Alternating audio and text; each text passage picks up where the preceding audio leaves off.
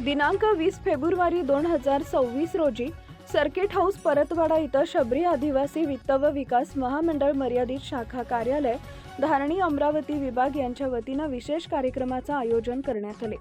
या कार्यक्रमात महामंडळाच्या महिला सक्षमीकरण, लघु उद्योग, कृषी व संलग्न सेवा योजना, हॉटेल, धाबा, ऑटो स्पेअर पार्ट, लहान उद्योगधंदे योजनेअंतर्गत पात्र 19 लाभार्थ्यांना वैयक्तिक व्यावसायिक कर्जांचं मंजुरी आदेश वाटप करण्यात आले।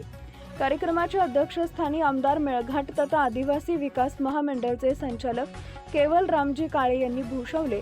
यावेळी कार्यक्रमाचे प्रास्ताविक गणेश साखरे, शाखा व्यवस्थापक, शाखा धारणी यांनी केले। तसेच आदिवासी महिला उद्योजिका उपस्थित होत्या। या कार्यक्रमात आदिवासी बांधवांच्या आर्थिक सक्षमीकरणावर प्रकाश टाकण्यात आला।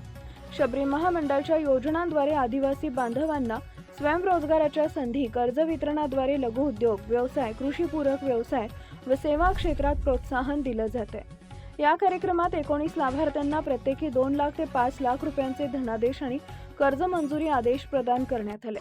या उपक्रमामुळे मेळघाटमधील आदिवासींना आर्थिक आधार मिळून त्यांचा आत्मविश्वास व उद्योजकतेचा विकास होईल असा विश्वास यावेळी व्यक्त करण्यात आला।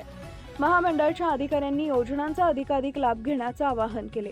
कार्यक्रमाचे सूत्रसंचालन सचिन देशमुख, प्रकल्प समन्वयक व आभार प्रदर्शन प्रियंका चरपे यांनी केले।